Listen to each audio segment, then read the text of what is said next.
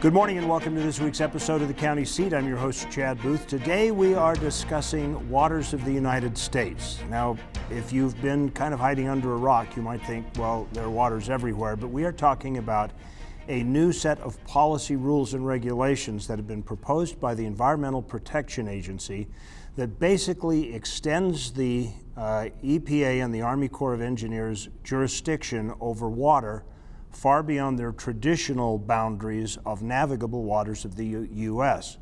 By mere change of language, they added tributaries, and if you follow tributaries all the way to their source, they end up to the snowpack on the mountains and the springs that feed the pastures and farmlands across this country. So the rules and regulations are creating quite a bit of stir, and they've been coming down the pike. Now they're out in the full light of day.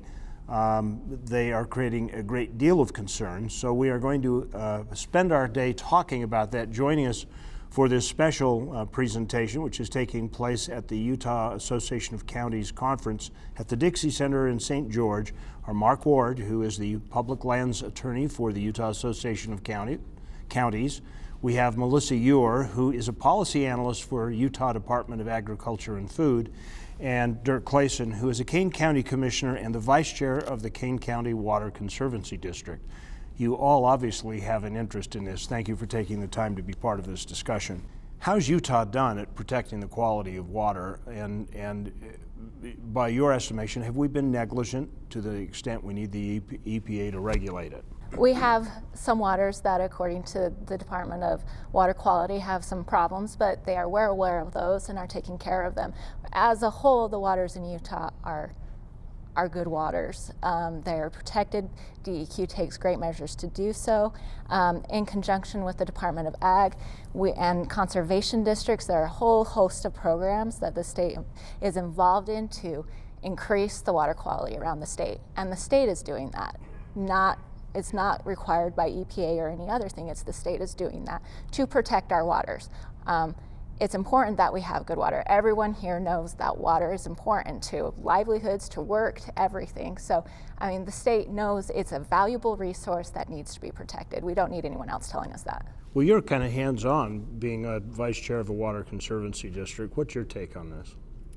We're continually monitoring waters and making sure that our surface and groundwater quality is managed throughout our county. And we've had very little contribution to that from outside federal agencies. I totally agree with Melissa. The people that are in those areas are on top of these issues and managing the quality completely. Many of these new regulations do nothing to add additional measures of protection to the quality of the water. They just add additional oversight and regulation and processing and red tape issues with things that will affect, for example, culverts in our road crossings and many other items that have no practical bearing on water quality at all. Well, I should add that we did invite the Army Corps of Engineers and the Environmental Protection Agency to participate in this roundtable today. Both of them declined, citing litigation or pending litigation as a reason that they couldn't talk to us. We'll have to, I don't have a chance for them to take a position or make a stand on that. We'll try and do our best to try and emulate their thinking as we go. And in that effort, I'm going to ask this question. If indeed they're extending that regulation, don't they have a right to be concerned about what hits the navigable waterways? There are very few waterways in Utah that are navigable bodies of water, which means that the extent of jurisdictional reach of the EPA already is very minimal. Moreover, the Clean Water Act, the Federal Clean Water Act, as Melissa referred to indirectly, that act makes the states the primary caretakers of water to begin with. A lot of people don't realize that. And what this rule has done is try to enlarge the definition of navigable waters in ways that are not supportable and in ways that the United States District Court in North Dakota agreed are not tenable, and that the judge there struck down or put a temporary hold on the entire enforceability of that rule nationwide.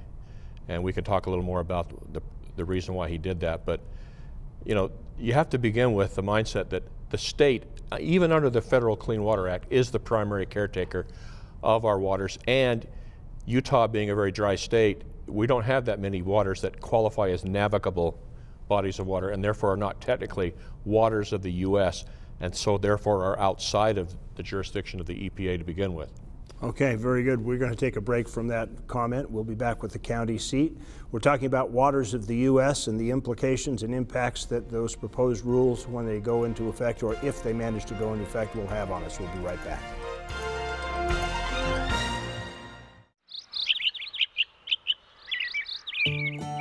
Tucked away just outside of Cedar City, Utah, are two of southern Utah's best-kept secrets, Canaraville Falls and Kolob Canyons. The rare scenic views create beautiful backdrops to capture the perfect selfie. Get your selfie to Canaraville Falls or Kolob Canyons and get in on one of Utah's best-kept secrets. Go to visitcedarcity.com and access your adventure. Planning your next conference or corporate event? The Davis Conference Center offers 70,000 square feet of flexible meeting and exhibit space, plus high-tech audio-visual services that will make your event a success. Whether you're planning a training, meeting, company retreat, wedding, or large convention, let the staff at the Davis Conference Center help you arrange your next event. Located east of I-15 in Layton, call 801-416-8888 or visit davisconferencecenter.com today. I let me be me. Oh, you know that I'm finally free. Ooh, you know that let me be me. Oh, you know that I'm finally free to be me. Along Interstate 70 and Highway 89 is an area that is rich with high mountain peaks, vast forests, lakes, streams, historical sites, and a climate that is perfect for outdoor adventures, no matter what the season. Whether you visit Sevier County to catch one of the many celebrations, experience a country-style county fair, or be part of various concerts, sports, or equestrian events, you will be greeted by local residents with a smile and a welcoming hand. In the center of it all, Sevier County. Welcome back to the county seat. Our conversation today is about waters of the U.S. I guess this leads to a question. Is there really a track record to say that the EPA can manage the quality of water better than a state or local government? No, I don't think there is, for the simple reason that, you know, we talk a lot about the EPA, but we got to remember that the Army Corps is also involved here. You know, the 404 permits that we're going to have. To file for a 404 permit, it takes 4 to 6 months for the Army Corps to get back to you. At least 4 to 6 months, plus it's expensive. And so the problem is it's going to take so long for these federal agencies to be able to even assess whether this rule applies to these water bodies at all. We don't have 4 to 6 months to decide if we need to go and clean out our ditch, if we need to do those kind of things. It just doesn't work. But the state has the resources. First of all, they're familiar with it. You know, they hire people and put them in those locations, so they already know the water bodies. They're not trying to assess something that they have no idea what they're talking about or what it looks like. So they're local, and there's more of them located locally so that we can get these responses. So in my opinion, if we're talking about keeping the water quality high and good, I would like local people to do that. And water quality has done a phenomenal job of doing so in the recent years, whereas with EPA, try finding someone to talk to at all. The Army Corps also, you know, it's drawn out process that doesn't protect the water. There are a lot of people watching this show that live on the Wasatch Front, and they say, well, this isn't really an issue. But I'm going to toss something out here. I have a little stream that runs through my backyard. It cuts across about 20 feet of it. It kind of is an offshoot of what comes out of Big Cottonwood Canyon, and it runs from, you know, when the snow runoff comes in the spring, and it runs dry by sometime September or October. I'm presuming that at some point it ends up in the Jordan River and the Great Salt Lake. So under this new rule, last year I took the pond, or not the pond, but my stream, and I put pond liner in it and put rocks in it. Would I have needed a 404 permit to do that under this new rule? I think possibly you would have. I think one of the things that is a real concern about that, and we've been back to Washington, D.C. and met with folks in the Corps there, we've met with our local agencies, is to ask the question, how do you determine what is affected and what isn't? Their answer is, we want you to make application and then we'll determine if it's affected or not. Then we're in this 4 or 5 month situation. So historically, waters of the U.S. was a tributary that drained into a navigable water like the Colorado River. And it had to be its normal and predominant situation that it was draining water, that water was flowing.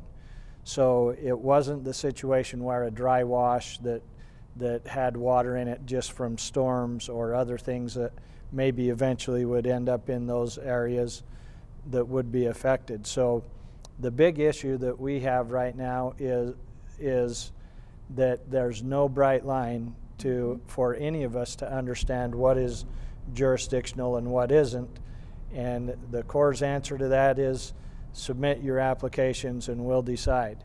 So if the little Dutch boy is going to have to hold his finger in the dike for a long time before he figure out whether he can fix it or not, is that what you're saying? So can you imagine every road maintenance situation that we would have and every maintenance of private property owners that they might have, having to fill out these forms, go through the application process to have anything done? It's just totally impractical that the Corps could even support that level of administrative support. But don't worry, because puddles aren't included.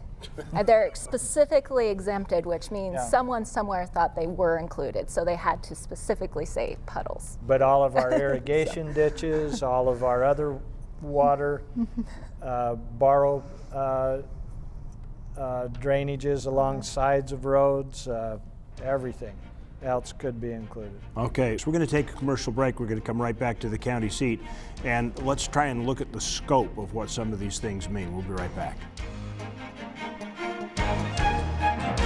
There's a little place on a Utah map where I was raised, where my heart's at, where the sagebrush grows wild and high, and the stars come out at night.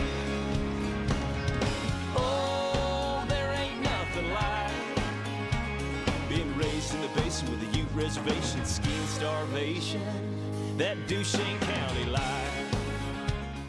There is a place where looking out means looking in, where an impression lasting only a few seconds will be imprinted on a life forever, where courage is forged and innocence rediscovered, where remembering is rewarding and forgetting unforgettable.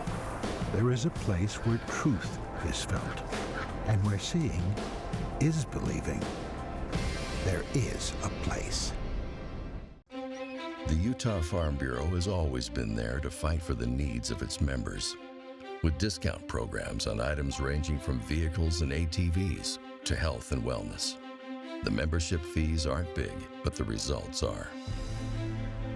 We've been around since 1916, and we're not leaving anytime soon. Utah Farm Bureau. We work for those who work to feed the world. When you buy Utah made and grown. I'm a Utah's own vegetable grower. I care about the foods I produce. Because when it comes to quality local foods, I understand the importance of Utah grown and raised. The jobs that we enjoy are vital because Utah's Own supports our communities. As a consumer, I look for Utah's Own products because Utah's Own is good for me and it's good for Utah. Keep it here at home, Utah's Own.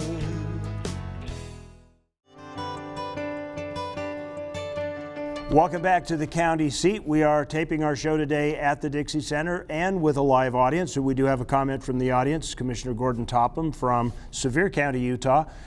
What do you have to say, Gordon? Well, my question is, as I look at Sevier County, we're along the Sevier River. There are some navigable waters along there, but they're man-made navigable waters. There's Yuba Reservoir, Paiute Reservoir, Otter Creek Reservoir.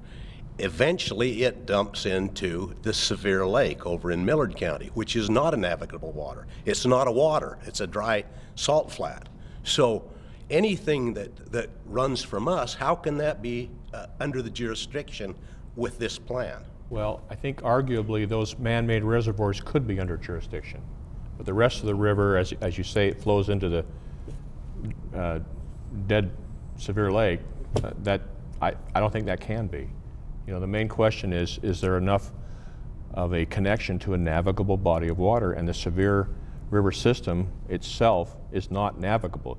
Yeah, man has created navigability in the Paiute and the Otter Creek and the other reservoir, Yuba and so forth. So arguably those could become jurisdictional, Gordon, the reservoirs themselves, but not the river system.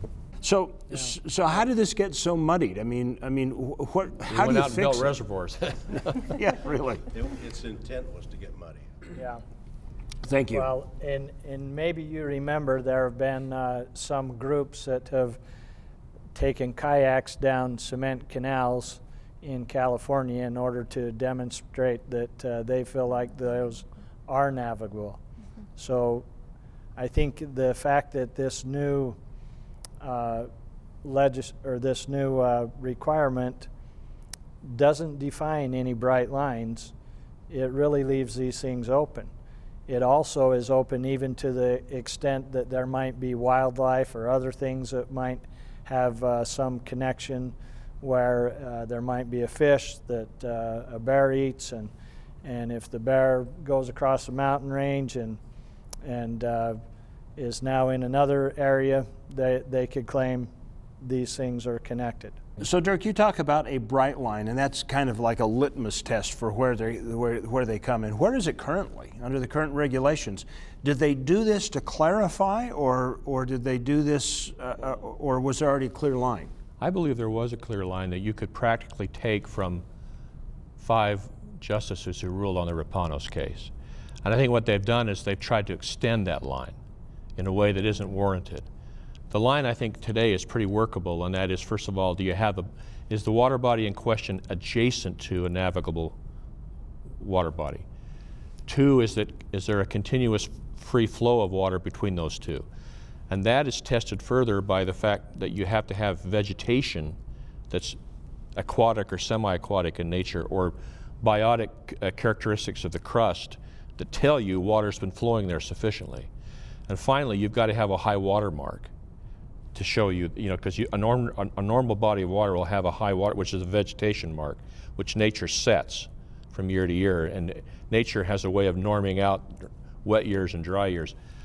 That kind of test has worked well for clean water agencies of states, and I think the EPA. I think this is just an agenda-driven effort to try to move the goalposts to do what? To gain more control over what?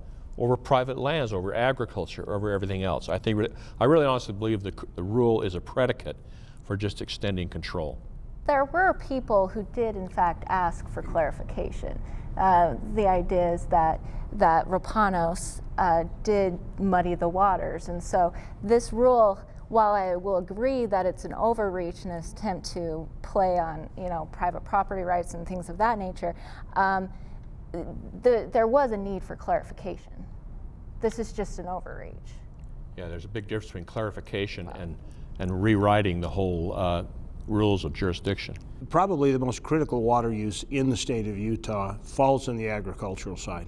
We have food and fiber that comes from across the state in the rural part of the state. What impact do you see this having? Well, for a rule that is meant to clarify, I actually think it does very little to clarify. So when we talk about exact impacts, well, it's going to depend on what the interpretation of these definitions and everything else leads to. But what I can say for sure is that you are going to have this overreach where you're going to have people having to apply for permits. And again, you have that waiting period that is just too long. I can't wait 6 months to decide whether I can clean my ditch, whether I can do certain agricultural practices. What I don't think gets talked about enough is that there was, in fact, the interpretive rule that was put out in conjunction with this clean water, the WOTUS rule, but got withdrawn because it created such a firestorm. And the interpretive rule was intended to clarify what normal farming practices were. But the idea that you have to send out an interpretive rule to tell us what normal farming practices are means that there was discussion about what farming practices are. So we still have that question. We don't know what EPA or the Corps is going to determine as a normal farming practice. So things that we think are normal may or may not be normal according to Corps, according to EPA. And so to say what are the effects, the answer is we don't know. All of this has done is created a vast deal of confusion. And like you were saying, we're just going to have to go to the Corps and ask. There's much about applying the clean water, the waters of the U.S. test, which really defy application of a blanket rule. There's so much variability in agricultural practices, and the fact that you couldn't get a clear majority out of the Rapanos case underscores that. So part of this is you're not going to be able to be served by a rule, which underscores the need to have those cases where you have questions be handled by state agencies as opposed to the EPA, because as Melissa says, going to the EPA with a question, you'll be forever. Going to your local, authority or your state authority, you can get that answered quickly. And they understand what's happening. They understand the water body. They understand. So that's one of the biggest, a lot of the bad fruit that's come out of the rule, that's one of the big ones. Do you have faith that the Kane County Water Conservancy District could solve a problem quicker than the Army Corps? Absolutely. And another issue with this question is, what about all the cases where in our own judgment we decide that it may not be something that needs to go before the Corps? We move ahead with that work, and then later they come back and say, oh, you should have come to us. Well, we got to take a break. When we come back, we're going to look at legislation and see if there's any way that we can put our Utah stamp on this problem. We're back with the county seat in a minute. Have you ever wanted to recreate the world around you? Add some excitement, culture, adventure? Well, there's no need to remake the world when that perfect combination already exists. Just remember 4 words. Welcome to Weber County.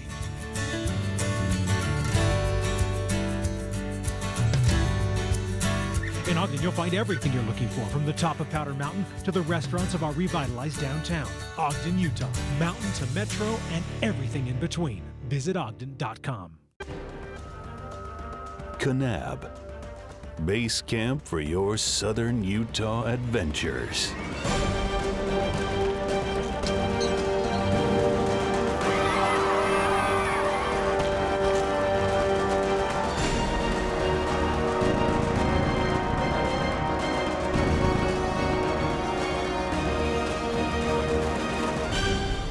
You belong in Kanab. I lived in Phoenix and then down in Orange County in California, and I met a small town girl and she brought me home. Just the smaller community that makes you feel like when you go somewhere you know everybody. The sporting programs, the dance events, all these kinds of things, you run into people you know and that care about you and your family. And that makes it just a wonderful place to have little ones like this. Isn't it time you found the balance you've been looking for? Uinta County, Utah. What would you do with an extra day in Utah Valley? Explore the Wasatch Mountains? Snap a family photo at Bridal Veil Falls. Cool off on Utah Lake or the Provo River.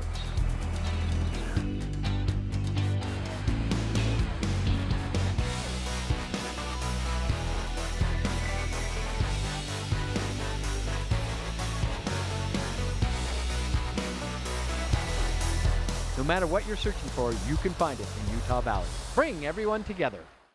Welcome back to the county seat. Our open mic is open once again. Jack, Commissioner from Daggett County, Utah, up in the north corner of the state. You have a question. I do. I guess my understanding is it was enacted this summer, and then there's a stay on it now. One is, are we acting under the old rule? And then the next one is where do you want to go next, or what do we see happening next in order to get something that can work? I can answer the first part. We are acting under the old rule because the new rule has been stayed from being in effect. As far as where we go from here, I'll defer to these other two.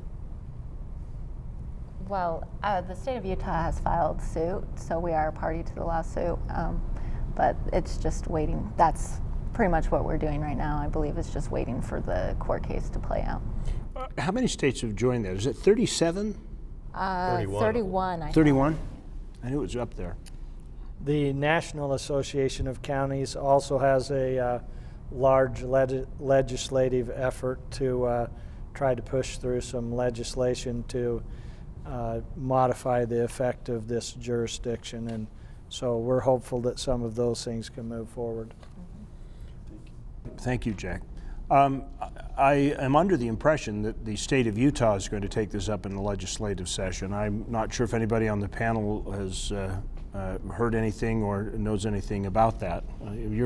I believe your compatriot at the Water District is the one who's going to sponsor that bill. Yeah, our director and Representative Mike Noel is very interested in addressing this issue, so I'm sure there'll be several discussions and issues with our Utah legislative body. Do you have any suggestions of what the rest of us can do? I mean, we feel very powerless about this. I mean, I'm afraid to go out and sweep the old dead moss out of my stream now. So what should we be doing? There are two bills that have been drafted up in Congress. I'm not sure where they are exactly. Senate Joint Resolution 22 and Senate Bill 1140. I think what people could do is let their Congress people know, their representatives and their senators, that they support these two bills. Both these bills would reject and invalidate the proposed rule. I believe that the Senate 1140, I think that already came up for vote, and if I'm remembering it right, I think it was 53 in support of it. It passed, but it doesn't have the veto proof. Has it gone to the House? Do you know? I believe it passed the House. I have no idea what vote was on that one. Well, you could write the White House and tell them not to veto it. Yeah. But there are several pieces of legislation working their way through. But the problem is the veto-proof majority necessary. So. All right. Well, we thank you for joining us for this conversation. We obviously are going to have to come back and talk about this some more because, as usual, we only scratched the surface of some very complex issues. We want to thank you for joining us for the county seat. We want to thank our audience today for joining the county seat. It's nice to actually have live people in here that wave back at us. And we ask you to remember your charge to make our whole system of life work here in the United States is to be part of the solution and get involved. We'll look for you next week on the county seat.